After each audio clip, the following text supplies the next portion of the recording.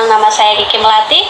Pada kesempatan kali ini, saya akan membahas dua topik yang penting dalam MSDM internasional, yaitu hubungan industrial dan penilaian kinerja. Keduanya merupakan aspek strategi dalam pengelolaan SDM lintas negara yang sangat penting bagi perusahaan multinasional. Bagian pertama, hubungan industrial dalam MSDM internasional. Hubungan industrial adalah sistem hubungan kerja antara karyawan, pengusaha, dan pemerintah yang bertujuan menciptakan suasana kerja yang adil, harmonis, dan produktif. Dalam skala internasional, hubungan industrial menjadi lebih kompleks karena melibatkan berbagai negara dengan budaya, hukum, dan praktik ketenagakerjaan yang berbeda-beda. Selanjutnya, karakteristik hubungan industri internasional. Yang pertama, multinasional dan multikultural, yaitu perusahaan harus menyesuaikan kebijakan dalam budaya dan hukum setempat. Yang kedua, perbedaan regulasi, yaitu tiap negara punya undang-undang ketenagakerjaan yang unik. Yang kedua, variasi kekuatan serikat buruh, yaitu misalnya serikat buruh di Eropa cenderung kuat, sementara di beberapa negara Asia cenderung lemah. Yang keempat, keterlibatan lembaga internasional seperti ILO. Berikutnya, tantangan dan strategi.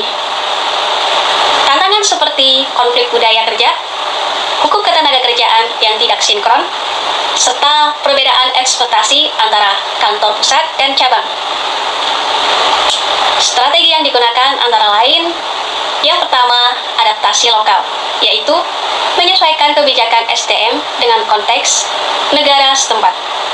Yang kedua, standarisasi global, yaitu menjaga nilai dan standar etika yang seragam. Ketiga, model hibrida, yaitu kombinasi antara keduanya, fleksibel namun tetap terkontrol. Selanjutnya, penilaian kinerja dalam MSDM internasional. Penilaian kinerja adalah proses mengevaluasi efektivitas karyawan dalam mencapai tujuan organisasi.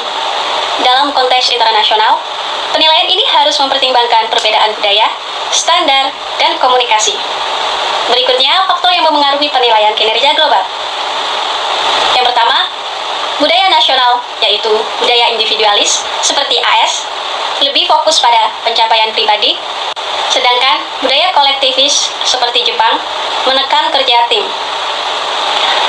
Yang kedua, standar kinerja berbeda, yaitu ekspektasi manajer bisa berbeda antar negara. Yang ketiga, bahasa dan komunikasi, yaitu kendala bahasa bisa menimbulkan salah penafsiran. Yang keempat, sumber konflik, yaitu kantor pusat bisa menilai berdasarkan standar global, sedangkan cabang mengikuti standar lokal. Berikutnya, penilaian yang digunakan. Yang pertama, 360 degree Fed Pledge, yaitu penilaian dari berbagai sumber atasan, rekan kerja, bawahan, dan klien. Yang kedua, Management by Objectives atau MBO, yaitu berdasarkan pencapaian target tertentu. Yang ketiga, Cultural Adjustment Criteria, yaitu kriteria penilaian disesuaikan dengan nilai budaya lokal. Berikutnya, strategi perusahaan multinasional. Yang pertama, memberikan pelatihan lintas budaya kepada manajer penilai. Yang kedua, menggunakan sistem penilaian yang fleksibel tapi tetap konsisten secara global. Yang ketiga, memanfaatkan teknologi HR digital untuk menyamakan data dan metrik kinerja. Selanjutnya, kesimpulan.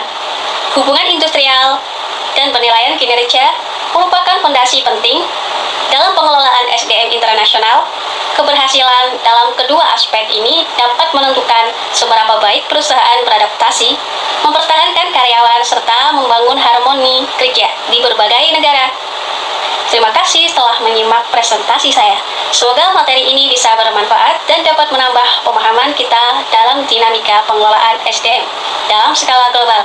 Wassalamualaikum warahmatullahi wabarakatuh.